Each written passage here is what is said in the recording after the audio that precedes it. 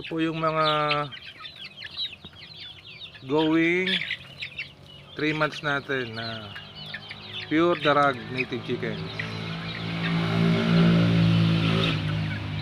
Bilis lang. Bilis na magsilakihan. Pakalalaki na po nila.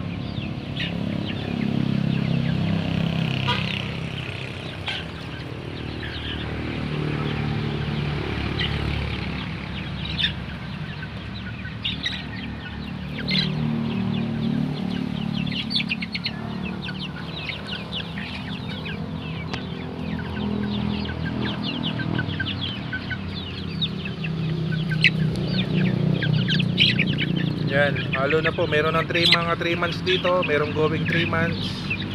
3 months at going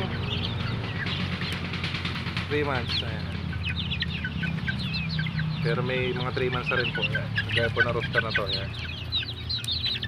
Yan, mga hen na yan. Ito pong medyo maliliit pa. Yan. Mga going 3 months pa lang po yan. Ano, makikipagsabayan na rin.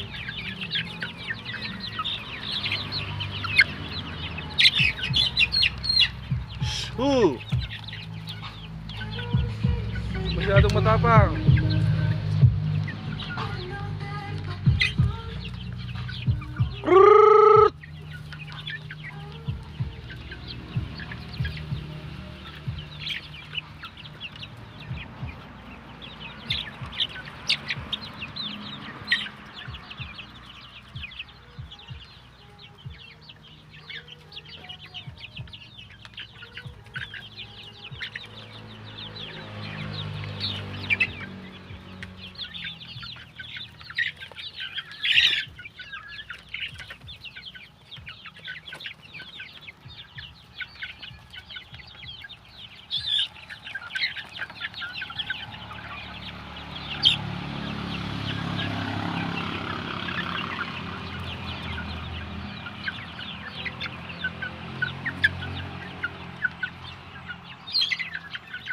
Ayan, mababait po sila.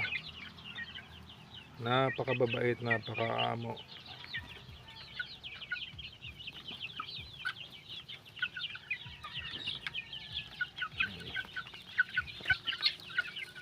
Ayan.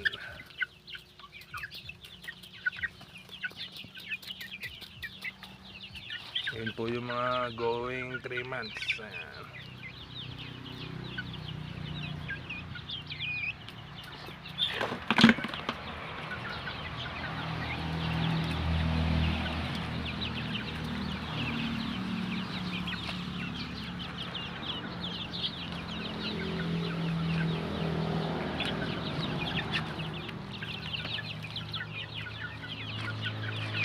Dito kayo, dito kayo.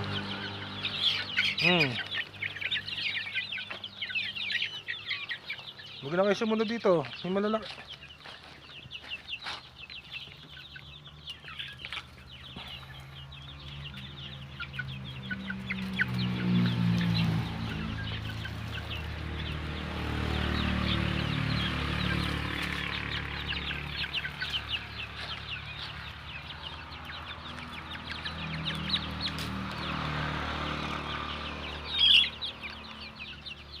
Yan, ito yung mga going 3 months natin, binapagkot, nagkakagulo sila. Yan. Halos puro hens. Yan, mga pure darag native chicken po yan. Binabana po natin sila sa lupa kasi para ma-prevent pa natin yung feather picking, kasi pag nasa kulungan po, yan, magpe-feather picking sila. Pero pag nakababa na sa lupa, basta po kumpleto na sa bakuna, sa vaccine, ayan, pwede na po natin yung ibaba sa lupa.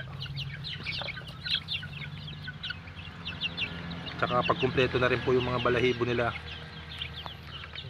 Huwag po tayo magbababa pag masama yung panahon, lalo na kung umuulan o wala pa po silang kahit anong vaccine.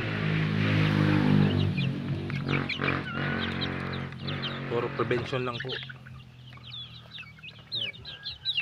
Yung mga nag-feather picking, ayan po, sumisibol na uli yung balahibo mula nung napababa sa lupa.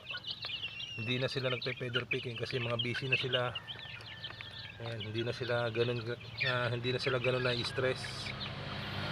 Pag nasa kulungan po kasi, pag marami sila, bago maliit yung cage nyo, maliit yung pinaglalagyan nyo sa kanila, hindi maiwasan yung feather picking kasi nai-stress po sila.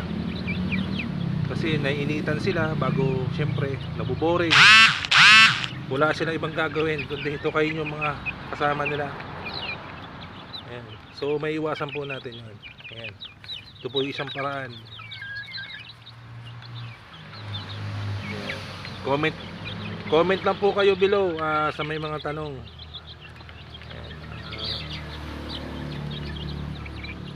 Location po namin is Sindang, Cavite. May mga tanong po, gusto humingi ng advice yan, sa pag-breed ng darag, native chicken, comment lang po kayo. Yan. Please subscribe, like, share, comment, and click the notification bell para updated po lagi kayo sa mga videos natin. Ayun lang po, thank you, salamat po, God bless.